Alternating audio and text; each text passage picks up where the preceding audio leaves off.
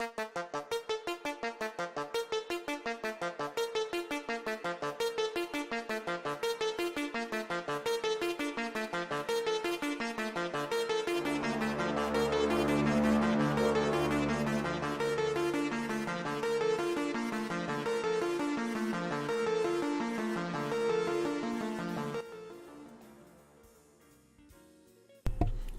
and welcome to another episode of a Wicked Parley. Tonight we're going to continue the call-in mystery show. So hopefully you guys have got some cool mysteries to discuss. I got some fun ones to share with you guys. And for those who aren't able to make tonight's episode, well, who knows? Maybe we'll talk about something like this in the near future if you guys want to discuss it. And of course, if you haven't, subscribed to the show, please do. And please always hit the like button on the way in. We really, really would like that because, of course, the like button helps the algorithm. And, of course, the evil YouTube overlords. Who knows? Maybe we'll get a bigger audience. All right. Oh, weird. I want more chaos in this chat. Yeah. All right, host. Let the chaos begin. Yeah. Let's do it. Now, all right. Oh. Yeah, so when it comes down to the usual thing, when it comes to the call-in episode, of course, go ahead and join the Discord if you haven't already. If you are interested in discussing a mystery or something that gets brought up, or you have your own, or any sort of comment at all, feel free to queue up in the Join Lounge, and then Rose will be, of course, looking at the lounge and bringing people in as they appear. If there is some sort of confusion about who was there first, then it can be sorted out amongst you guys.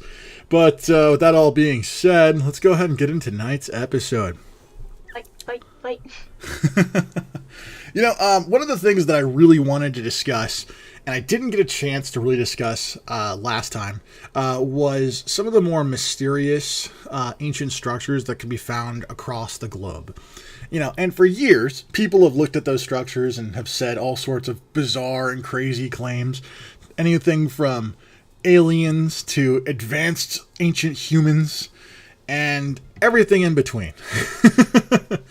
And the thing I find interesting about all of that is that, as much as we don't know about them, they're just a very interesting, distinct, something nice about the mystery of something that we can't quite explain. And there's a couple structures that I kind of want to bring to you guys' attention and kind of hopefully we get a chance to discuss. And no, it's not Stonehenge and a very specific kitchen timer. That'd be, although interesting. I mean, if you were to somehow be able to move the blocks into a shape and... You know what? No. Maybe it's based on the sun? I just don't know what the ringer would be. What, is there some dude who's literally like on the top of one of those stones starts yelling, going, ding dong, ding dong, ding dong. Andy, your sticks! Yeah, just wake me up at 5 stones past. Yeah, I'm cooking something in the oven right here. Randy, your buns! Your buns! Oh, that's funny. Okay, but on all seriousness, I want to discuss the Japanese underwater pyramid.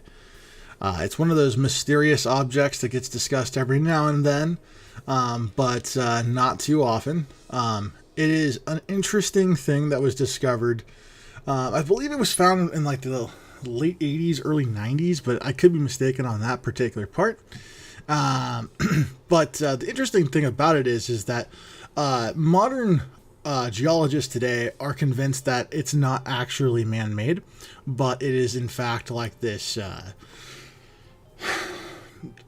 I guess, geologic object that was eroded because sea levels at one point were lower, and it just was eroded into a stepstone kind of shape, and that when the waters rose back up, it kind of preserved the shape, and that's why it is the way it is today. I'm not so sold on it. And I am not so sold because I think that if you were to look around the ocean of about roughly 100 miles off the coast, the current coast today, I think if you went into parts of Southeast Asia, in India, you'd probably find a lot of interesting ancient temples, monuments, and ruins that show evidence of cultures that existed many, thousands of years ago. And I think that, like, if you listen to some of the people of the region discuss their histories, you know, modern day historians, archaeologists, geologists basically claim that all these things are bullshit. But how can you tell a person's culture that your claim is bullshit? You know? If you do, just prepare for pitchforks. Yeah. Maybe some spears, maybe some swords, maybe some murder. Yeah, okay. Some unalive. That's for sure. I want you to ask it, is there anyone in the Discord waiting? Yes, I think we got one right now, so I will be right back. All right.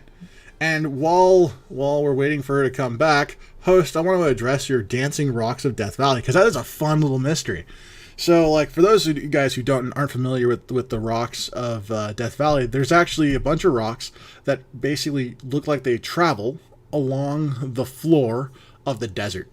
And they create these line patterns. And it used to be a mystery for a really long time, until it was relatively recently solved. And the way it was discovered was that, essentially, in the morning, there's a watery dew that goes across the floor of the desert.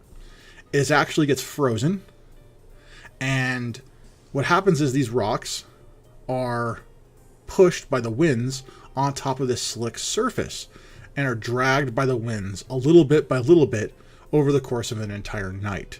And then during the day, the dew basically thaws and evaporates, and so you get this nice little trail of where this rock looks like it was dragged across. Yeah. Okay. Anyways, so that's the general story of those particular things, but it is an interesting one. All right, Rose. So who do we have on the call? It is actually a host about the stuff you were just talking about. So since it turns out you had already started talking about, I gave him the option of, coming in to give some live feedback. So. Okay. All right. Well, just had to give the warning before I just pull him in out of nowhere. Yeah, okay. Well, hey, host. Welcome to the show. Welcome. Yeah. I briefly explained the whole Dancing Rocks of Death Valley thing. Do you got anything else to add to it? No. It was more like nature's crazy. Yeah, it is. Nature's bonkers. There is like a complete subreddit about nature being bonkers. Specifically, I think it's called Nature is Effing Lit. Yeah. Hey, welcome to the show, Backseat. Hello. When it comes to like a freaky phenomena, like I think the one that sticks out to me the most is the bush that was frozen to the car, but it was flash frozen to a car. Apparently, like in Germany or like someplace in that part of the world of Europe, they had a particularly bad snowstorm, and then it was followed up immediately by a rainstorm, and then another snowstorm in the period of one day. I mean, crazy weather, am I right? Yeah. People say climate change don't exist. Yeah, and a person came out to an all-white car with a bush frozen to it. At that point, if I was looking at it from afar, I probably would have mistaken it as somebody hit my car. Oh, I know, right? I mean, like, I remember seeing the picture and I'm just like, oh god, because it looked like a bunch of dry ice that's been like blown on top of a car with a giant chunk of glass just sticking out of the side of it. Smacked my car, baby. Who smacked my metal machine? Like, no! Porcupine attachment. Porcupine attachment. Yeah. Oh, hedgehog attachment. Let's go. Well, I have another mystery, and maybe you can give a little bit of commentary, and then if there's anyone else, of course, in the Discord, we'll just flop them back and forth if you guys want. You in, flop them out. Yeah, but I want to give you a chance to kind of like respond to one of our particular mysteries. So the mystery that I wanted to kind of discuss is the idea that the moon landing wasn't real at all. That the moon landing was faked. Because I'm going to build up to the moon base stuff in a moment. But I wanted to get your idea. Do you think that it's even slightly feasible for there to have been, a moon hoax, as it were? I think it's possible for something like that to even happen, because in ancient times, some Roman architect decided, hey, I'm gonna throw this rock really, really far and build a trebuchet. The science behind a bloody trebuchet, it's hard. The calculations is not something they should have been able to do, or at the very least, very difficult to do. Interesting. So the development of the trebuchet is something that you would consider kind of like a little bit of an oddity. Yeah, it's early artillery hitting a target that you can't really see. Okay. Interesting. But so like see my whole problem with the idea that the moon landing is a hoax is, first of all, I know the science behind it, so like I'm already biased in this regard, but like I think that it's just, if you ignore the biased parts of those particular sides of discussion and you focus on just the points of contention that they have, the biggest ones is how would you keep everyone quiet for that long? You know, like how would you be able to keep them quiet for that long? Because I mean, I don't think anybody is that rich. Yeah, I mean, there are literally hundreds of people, if not thousands of people, who work for NASA and would have to keep their mouth shut about sending, because they definitely sent something into space at the very least. So they would have had to send it into space and lied about it going to the moon and landing. That's not that hard to pull off. You don't think so? Well, you just have a bunch of proxy employees.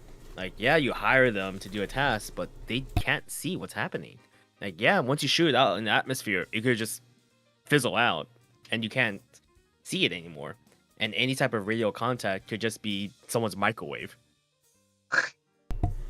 I mean, that's definitely that's a perspective. I didn't expect that, but yeah, that's definitely a possibility, I guess. And that, I mean, I wouldn't prescribe to it, but I can understand for sure. That'd be funny to me. Yeah. Like, if it was a hoax, that brings up the question: what did they send out? Where, like, the whole thing that they sent out something. If the moon wasn't the goal, what would have been? If the whole moon landing is a hoax. Maybe it's more of an idea of, can we pull this off? Will people believe us? If we can do this, what else can we do later? Feeling out the water type of situation? Yes, definitely. Testing the water. I don't know. Like, there's not really a good track record with that, you know what I mean? I mean, like, look what the debacle of the Bay of Pigs. If you're looking at, like, a government, like, example of how not to fumble the ball, there's a lot of evidence of them fumbling the ball. And there's not really a whole lot of evidence of suggesting that they successfully kept something secret. Two of us can keep a secret if one of us is dead. That's a rabbit hole then. Oh my God. What if those leaks were intentional? What leaks? Like, the government can't keep a secret. What happens if it was intentional that they weren't keeping a secret? Well, I would say it like this, right? Maybe that's the case for some instances. It could be. It could be that some were intentional. But I would say that, like, if you look at the number of times that stealth aircraft and advanced technologies that were developed in secret and meant to be covert for a very long time, got the whistle blown more or less, like their maiden flight out. Like, it kind of like showcases the fact that people can't shut their mouth. Now whether or not people believe the people who speak out, that's a whole different thing.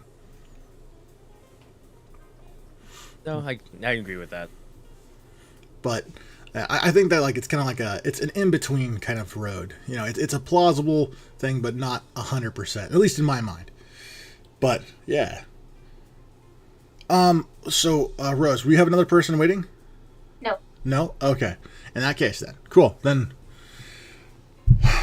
I will allow host. You have another potential mystery or conspiracy that you know a little bit about that you might want to discuss?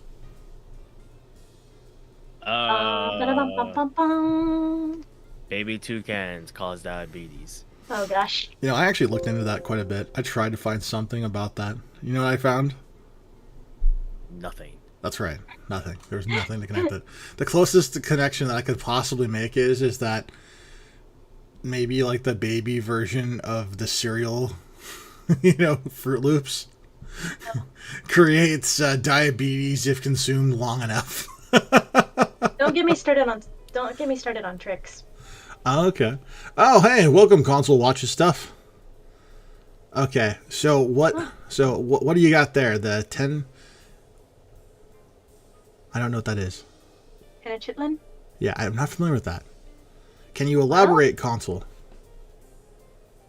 Also, welcome to the show. I have not seen you before. Hello.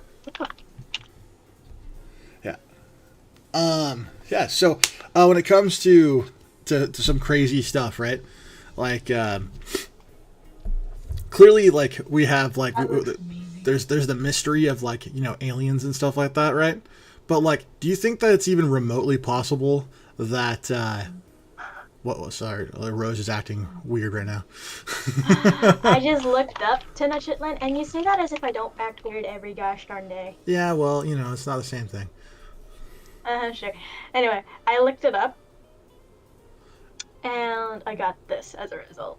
Yeah, well, this is not on screen technically, right? No, not yet. Not yet.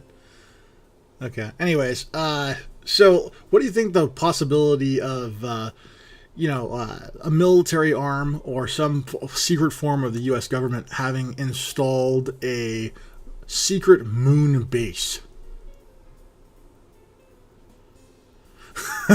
Okay, all right. So we're really going down this particular road, right? Is that what's going on? Okay. All right. The answer to it is not that the fact that Rose is being weird. What I was more like referring to specifically was the fact that while you guys can't see her, I can. And so she had like a specific reaction that was to me strange in response to it. That's all. That's what I specifically meant. The rabbit hungers for knowledge. Host, what? Oh, is Host no longer in here? No, he's in here. Okay. Well, I'm in here. Oh, you're just being quiet. What the hell? Like, what's up with that? But yeah, the main question, the military hiding or implanting secret whatever. Yeah, do you think that's possible that a arm of the military or some sort of part of the government has secretly created a lunar compound or base on the moon? Because we know that the U.S. military has had access to a space program for as long, if not longer, than like the shuttles. Like when the shuttles were decommissioned, there were still military asset shuttles that were being launched, that were, you know, sending in, and there was also like a whole bunch of rocketry that was sending in satellites all the time. So we know that the military has assets that can travel to space. The question is there a strategic reason to have a secret base, and is it plausible that the secret base is there or not?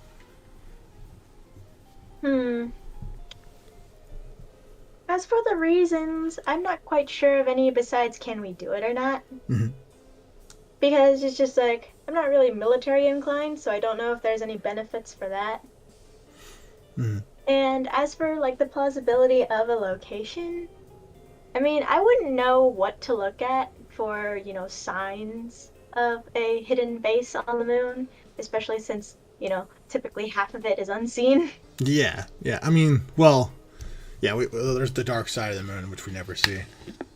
Yeah, so it's just like, if there was one, and if I got to choose the location, and I wanted it to be hidden, I'd choose a spot that literally would not be visible, like, 95% of the time. Okay. And then the other 5% that it could be seen, it could be, oh, hey, that's a blip. It's like, we haven't seen that place anyway. It's like, that could just be natural type of scenario. Unless there's, like, smoke and smog just pouring out. Yeah. Then that's a little more strange. Okay. What about you, Host? The reason why they would have a base up there, Like, well, do you buy it? It's plausible. I don't deny it. Mm-hmm. They could be mining for helium-3. But on the dark side, I'm not too sure about that. Mm. They could also just be strip mining the moon interior. I've once heard that the moon is kind of built like a honeycomb. That like it's like a lava rock where there's lots of holes. When the first Apollo module landed on the moon, that the moon rung like a bell being struck, and that the scientists thought that it was like there were large portions of the moon that might be hollow. No joke, that's cool. Yeah, it is pretty cool. I remember it's one of those things that kind of like stands out. But I'm like, when I heard that, I'm like, oh, that's really fucking awesome. He's like, hold up, boy, what? We got a moon bell over here. Just gotta get a really big hammer. Oh Ooh, god. Cheese. It does support Now, the cheese theory now. Now, if it's a honeycomb, what would be the honey in that honeycomb? I don't think you want to know the answer to that. Is there such a thing as moon lava? Or Is moon there? magma? And like, Yeah, or there would is. it be No, like there the is. water pockets? The forbidden fondue. The forbidden fondue. The moon cheese. There have been, not rumors, but conspiracies about the man on the moon. Mm. Like old timey pictures of the moon, and you can see like someone on it waving Mhm. back or something like that. That's terrifying. I don't know. I think those are like fake. Like I don't Probably. I don't think like that's really like a thing. The only thing I would say that's I could subscribe to that particular idea is the whole fact that like when the first when Buzz Aldrin and Neil Armstrong were approaching the moon, right? They were looking for a place to land.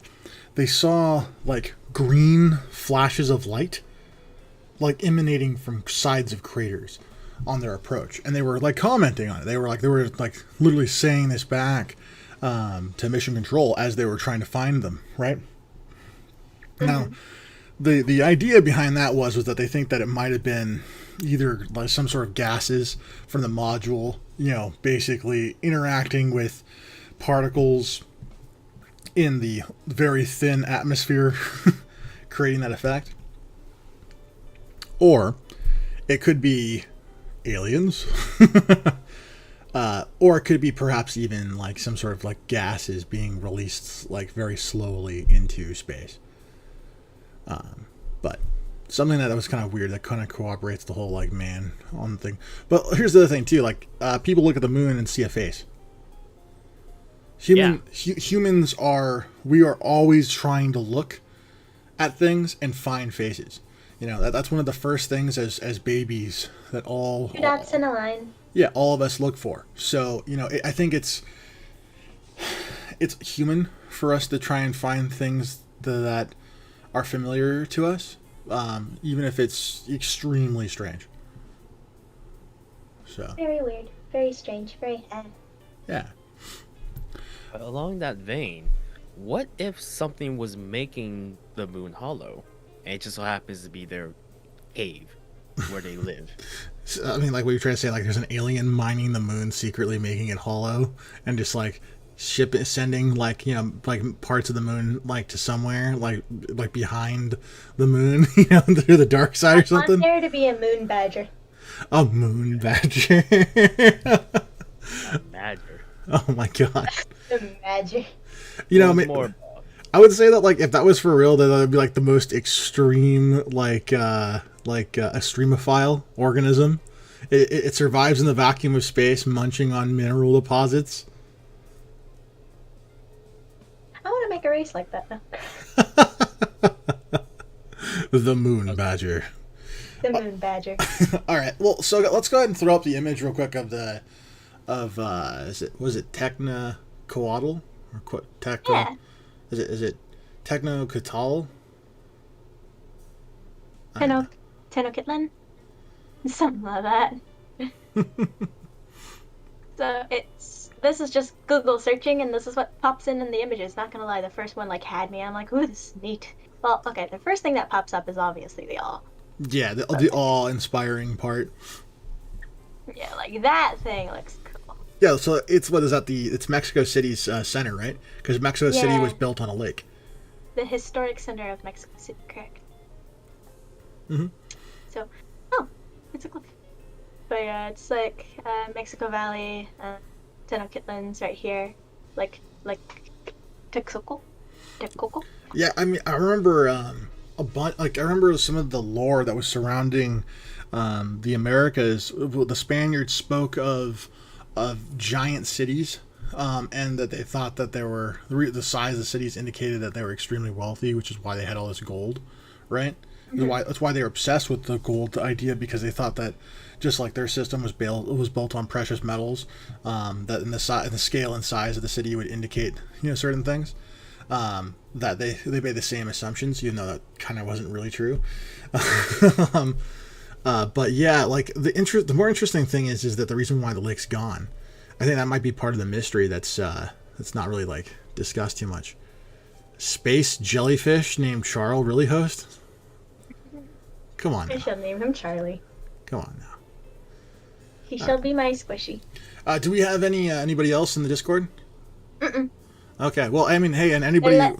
They're letting host become the temporary host for today. I see. Well, that's my gist, I guess. Yeah, well, console watch, if you want to talk a little more about that, feel free to join Discord, and of course, go and add in there. And backseat, I'm sure you're aware of how to do that already because we've had you before. So, yeah, feel free.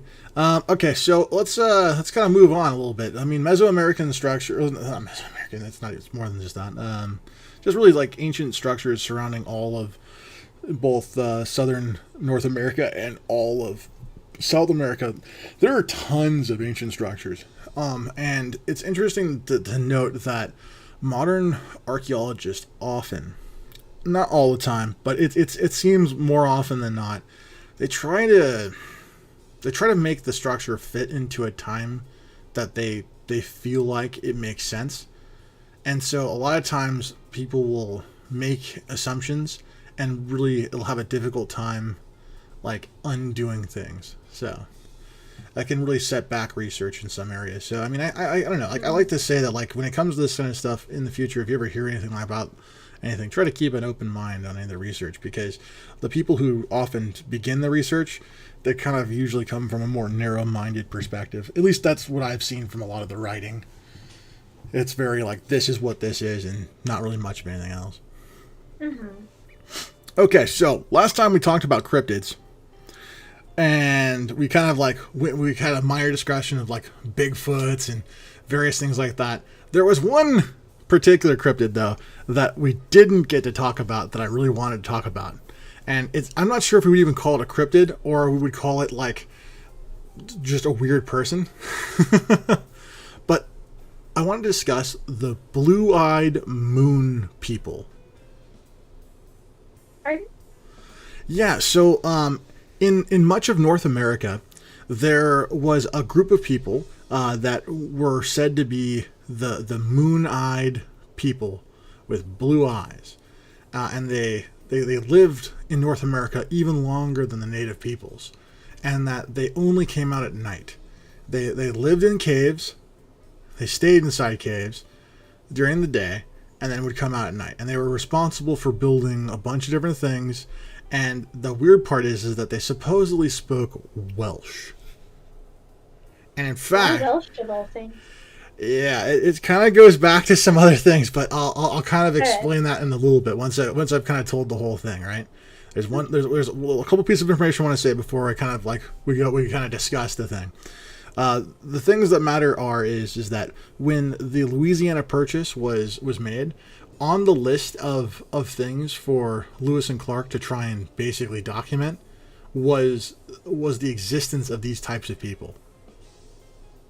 Because they had tales. The Cherokee had told, many settlers about these people, but yet no one had come across them specifically.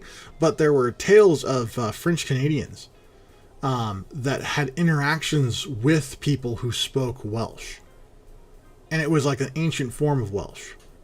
And supposedly there was an expedition that went into the interior, so it traveled from Europe to the interior of North America, that was of a Welsh background, and supposedly they came back to Europe. Well, at least most of them did. So that's the foundation for this particular mystery slash perhaps myth. What's your guys' takes? I'm still questioning the Welsh. Like, of all languages, why ancient Welsh? Like, that's just one of the first ones that pop into my head. Yeah. I mean, it's definitely it doesn't make much sense. That's for sure. And I'm like, I guess I could believe the whole mostly nocturnal thing because, you know, there are animals that do that. And then, you know, there are some people that are more night owls than they are early anything. Earlier morning anything. So that's like, I guess. But, like, that's usually just, you know, an exception. That's usually, like, a small portion of people, not, like, an entire civilization or whatever. Mm-hmm. So it's like, I mean, like, I can understand your perspective a little bit. Like, I can believe it. It's just like, like, how would that work? It probably, I don't know if that worked in today's society type of scenario, but it might have worked before. I mean, certainly less hot.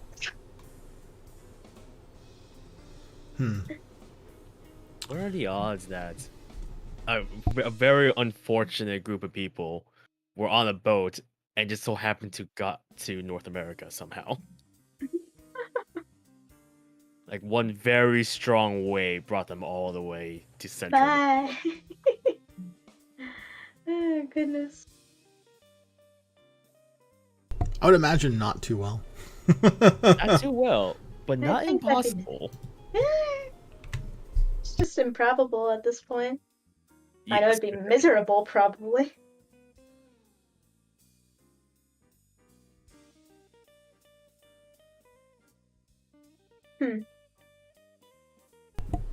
Yeah, so like there is a myth associated with it Alright. of like some Welsh poems or something like that that apparently sailed and discovered America even before Christopher Columbus.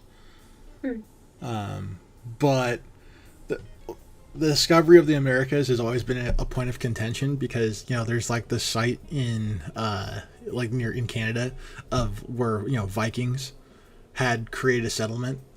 There's also the fact that the Chinese traveled to the coast of California and they found like ancient Chinese anchors. So like there's some contention as to which like, you know, civilization and which peoples found it first. But like there are some interesting tales of some people that were fair skinned, that spoke Welsh, that did travel.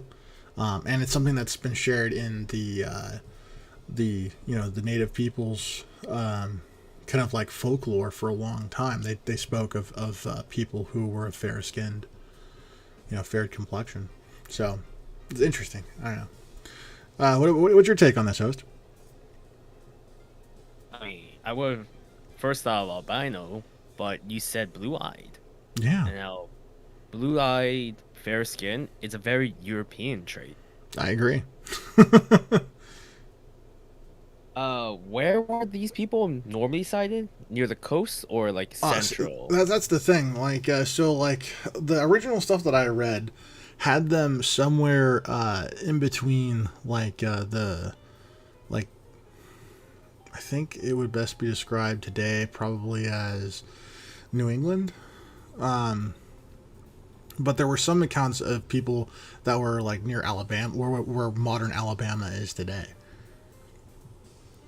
And there were like people, early pioneers, that did encounter a group of people who were very fluent in Welsh around Tennessee and Missouri. That's really far in. Yeah, I know, right? And so like it kind of, you know, it kind of like sounds kind of interesting. Supposedly what happened to these people, like, just like, I'm gonna sum it up like in like a really like fast way, is that supposedly an expedition discovered America. They come back with an extra expeditionary force, and a bunch of people stay. They create a small colony, and one of the native tribes basically gets into a war with them and basically slaughters most of them. But then they basically, like, the survivors marry into the tribe that destroyed them, and basically became a part of that tribe and carried on the Welsh traditions in the tribe. That's the story in a nutshell. That sounds accurate enough, because what happens if the expedition crew coming back got lost at sea? So now the people who sent the expedition team assumes, oh, everyone's dead. Oh well. So now the colonists are left to fend for themselves. Now, instead of them going to war with a tribe, I'm thinking they just got completely integrated. Yeah, I mean, like, to me that makes a lot of sense. That's what happened to certain groups of essentially colonists that were pushing past the Ohio Valley, in that early period. Like a lot of times they'd come across certain tribes, and certain tribes would kill all the men, and then they would just basically take the women and children, and then the women and children would be part of the tribe, be married into the tribe, one way or another, right?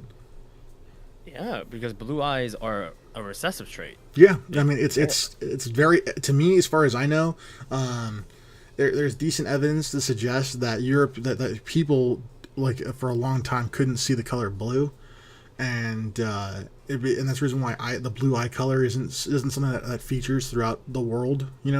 Why the vast majority of eye colors are more of a darker variety, and that the blue-eyed persons can actually be dated back to a genetic mutation from one person, roughly around, like, somewhere between 1 and 4,000 years ago.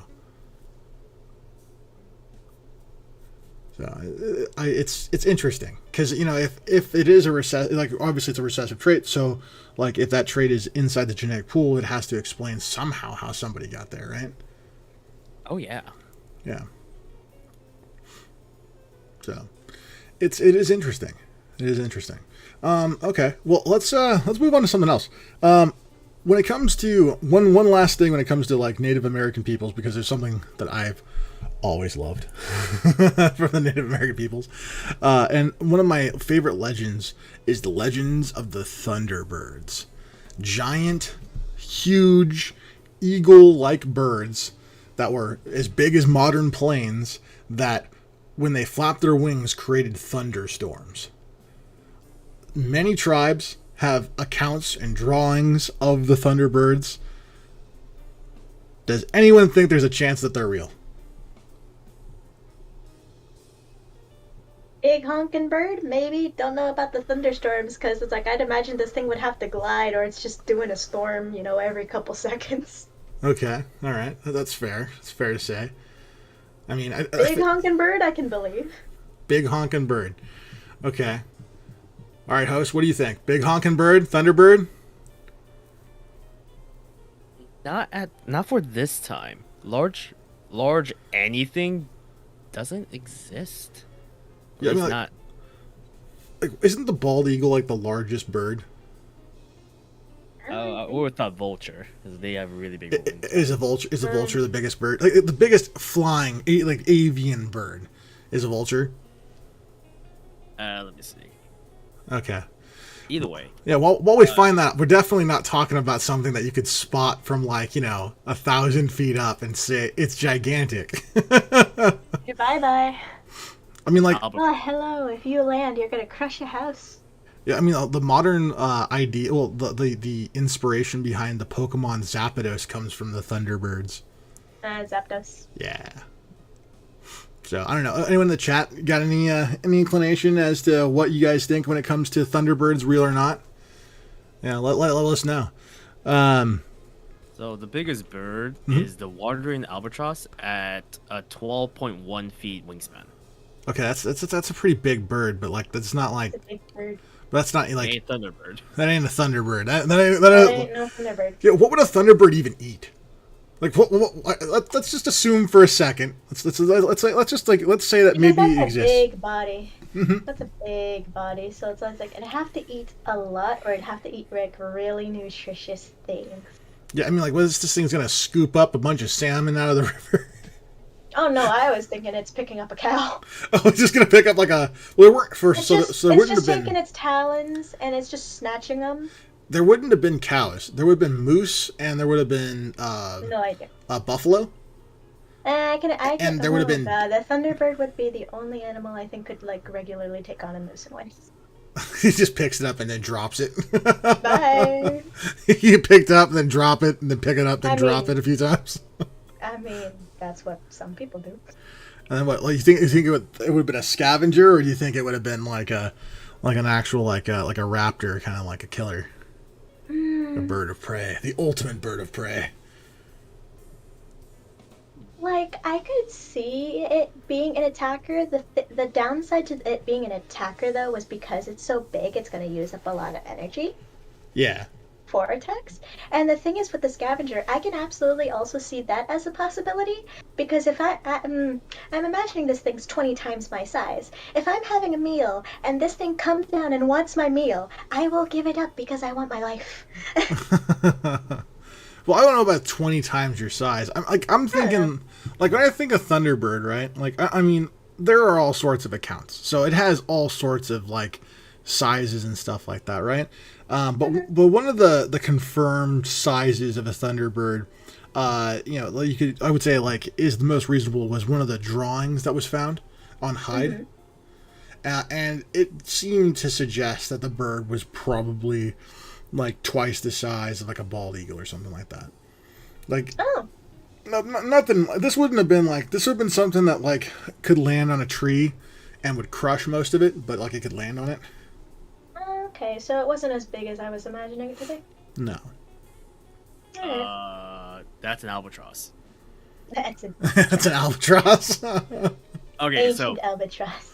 a bald eagle wingspan is 7.5 feet. Okay, so we're in albatross territory. We're an albatross. Okay, so if it's a bird of that size, then yeah, they could absolutely freaking exist. I just don't know where the storm's coming in, unless it's like they happen to see them only during storms, you know? Yeah, maybe. I mean, maybe like these things, maybe they existed like in certain areas, and then like storms made them move because they were so big that they needed to go to a different area to otherwise get shocked. Yeah, and then, you know, that would, I guess, follow. Well, if it's flying away from a storm, I guess. Yeah, but here's the other thing too, right? Like, so like supposedly attributed to these birds was the idea that when they flapped their wings, it created thunderclaps. Yeah. And so, like, I don't know. Like, there's parts of this that are, like, super cool, but there's also parts of it that I'm like, I feel like this is just, like, you know, people spinning a yarn, you know? Yeah, I doubt the thunder clapping thing, because it's like, you know, thunder comes after the lightning. You'd have to, you know, really... And who's keeping track? Yeah, that's true. That's true. That's true. But then again, some of these people were really connected to the land, connected to the creatures in their like their environment. So maybe no, these guys, I mean, like, this is a different type of culture. We can't try to use our cultural values to really try to put them into a box that's the same as ours, because it's not. Yeah, I know, but like, I don't know how many people would be that dedicated to determine that every wing flap is a thunderclap, especially since I don't know whether these birds, if they are albatrosses, if they are, like, how often do they flap or do they glide? That's a good point. It's a good point. And I'm like, I don't know. I just in my opinion, if they flap often, that means there's a lot of lightning, which means you're kind of in the middle of the storm. Mm-hmm. Who's crazy enough to stay outside and watch that? I mean, I'd be crazy enough to watch that, but I mean, that's just me, because I'm like, oh, look, it's so cool, I want it. Yeah, you would. I would totally want one. I think I have an explanation. Okay, what's the explanation? Let's hear it. So, a thundercloud is a very unique shape, Mm-hmm. and it's really high in the air. Mm-hmm. Okay. What if... Now, this is gonna be a big what if. Someone saw that and thought, oh shit, that thing looks like a bird. And then it's flapping its wings, it's lightning striking.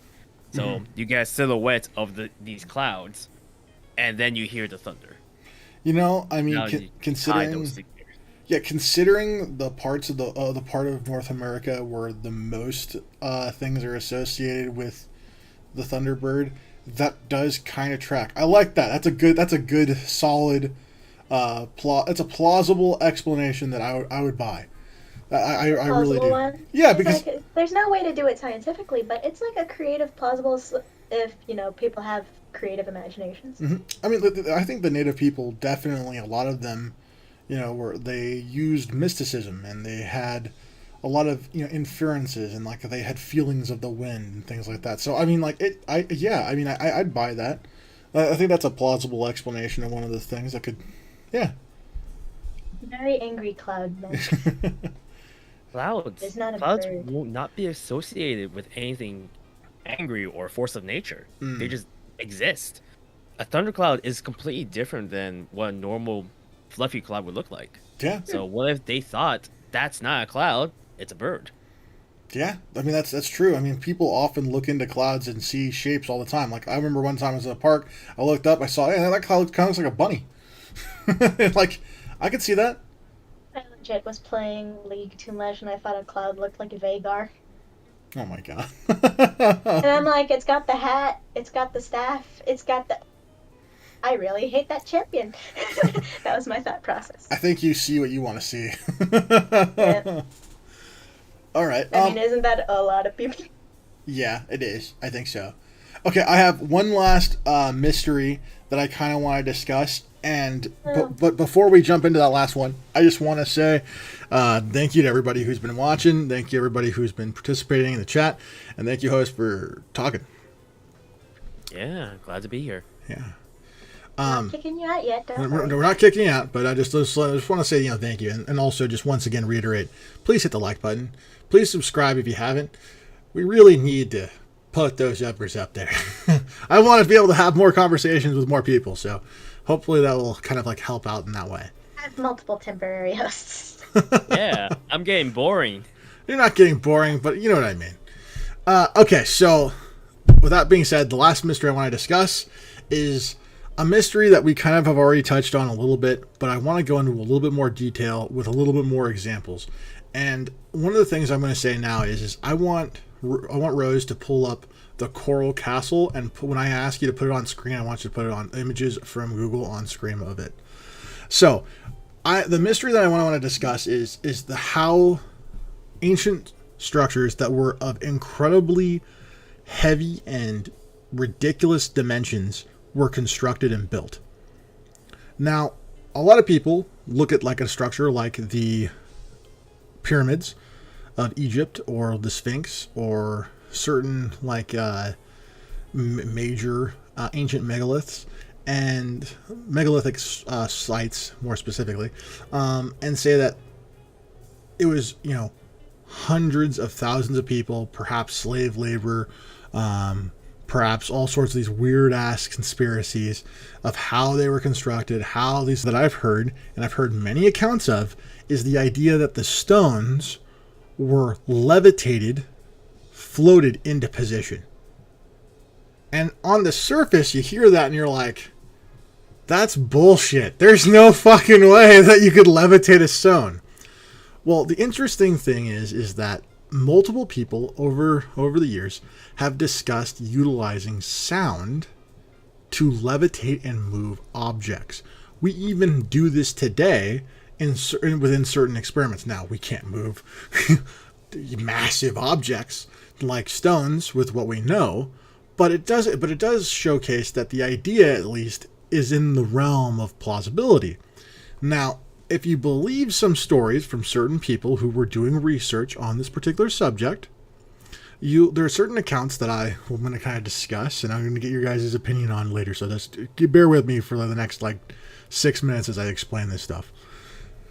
So, the first one of the accounts is that there was a traveler, an adventurer, a writer in the 1960s and 70s who traveled to Tibet. While he was there, he befriended the locals, befriended Tibetan monks, and learned some of their practices and was respectful of the community and everything like that. On one of his trips to Tibet, upon arriving, he was basically directed by some of the people there that some monks were going to do a demonstration, and if he wanted to observe it, he was welcome to. The monks, according to him, got into a sort of oval shape, had a series of instruments in their hands that was making sounds, and the sounds, when played in a certain frequency, lifted a stone that he would have estimated to weigh somewhere between 5 and 10 tons off the ground 3 or 4 feet. The stone was pushed by a person, but with their hand, about 10 feet, and when they stopped playing the instruments, the rock laid gently onto the ground. Now, that sounds crazy. And, if it's one instance, sure. So there's another account, a written account, of a merchant trader who became friends with a powerful individual in the Middle East. This person did often, I believe it was like a shah of some kind. It was some sort of powerful person in some part of the Middle East. And he did some trading and became good friends with this person. And apparently over the course of, several times spending time with this particular person, it came to a discussion about how the pyramids were constructed. And he had a whole bunch of ideas about how they were constructed. And the Shah said to him that they were levitated into position, that they were hovered into position. And that it wasn't hundreds of thousands of people working on it. It was like a few hundred. Now, the last piece of evidence that I'm going to say about this before we really get into it has to do with Coral Castle. Now, go ahead and throw up Coral Castle, Rose. Working on it, Jesus. Okay, cool. All right. So Coral Castle is this really cool place that's in Florida. There was this guy who constructed it. It was kind of like a monument to his wife. He worked on it during the 20s up into the 50s. Now, this coral is extremely heavy and extremely dense. And people would ask him what he was doing and would ask how he's doing it because he did all of this by himself over like a 20-year period. He carved it, he cut it, he put it into position. Now, you have to ask yourself, if this guy only had, was basically some stuff, which I'll get to in a second, and like a ladder and rope, how the hell did someone move something that heavy? The only thing he said was he knew the secrets to how the pyramids were made, and that's what he said when it came to the construction of this place. Now, when he died, some stuff was more or less recovered, and that stuff was a lot of weird sound equipment. And it's been said, because apparently there were some people some teenagers who were sneaked in at night and watched this guy work, saying that that they witnessed him play some weird sounds, and the stone would lift up off the ground a few feet, and he would just push it into place. Then he'd stop playing the sounds, and it would go down. Okay, now hearing that crazy story, what is your immediate impressions about that?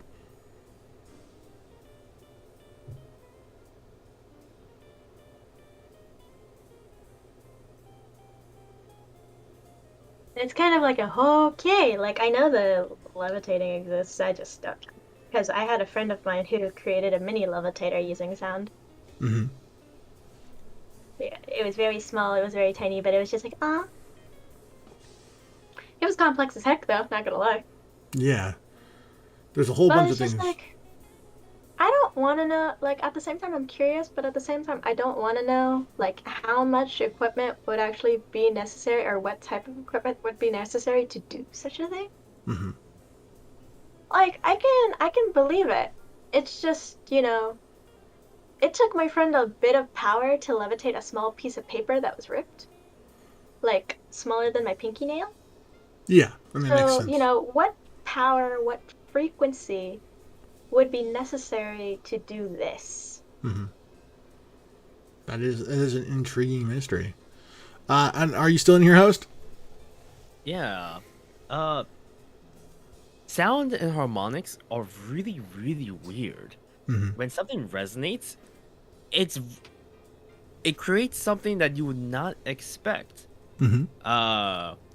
When a sound matches the resonance of your head, if you were to amp up that sound, your head will explode. Yeah. Like, I don't no like joke. that. There is a weapon that was demonstrated that's basically a sound cannon. I don't like that. And all it does is it matches the frequency of your head and like just makes it quote unquote louder, intensifies. And it hurts. Yeah, I mean, that totally makes sense. And I know that there's also sound has been used as a crowd deterrent to prevent people, basically bringing people to their knees in the presence of certain sound waves. So to me, So like, did this guy just like test different frequencies until he found one that lifted a rock? you know, I've heard lots of different things about that. I don't know the answer. I don't know how much of it I believe, even if I'm gonna be really honest about it. I just think that it's an interesting mystery. And because of its time period and like when it was, you know, it would be really difficult to hoax it. You know what I mean? Like really difficult. So that, like, I feel like at least the person who constructed the Coral Castle, they knew something that we don't know. And I know the information surrounding this was confiscated by the government. So it's kind of like crazy, but All right. anyways, well, I wanted to leave an enduring mystery that I felt was genuinely like a mystery that that is both I'm interested in and also I think is interesting to you guys, and I hope that you guys find it interesting as well. If you guys got any theories or ideas surrounding how that could potentially have been conducted or done, please feel free to send it in the comment section below, or feel free to email us at wickedparley@gmail.com. And for everybody who participated and everybody who watched, I'd really like to thank you for everything. Thank you, host, for talking and being a co-host today. And hopefully we'll look forward to our future discussion next week, which will be discussing video games. Woot woot. What needs to change. All right, see you in the next one, everybody. Later. Bye.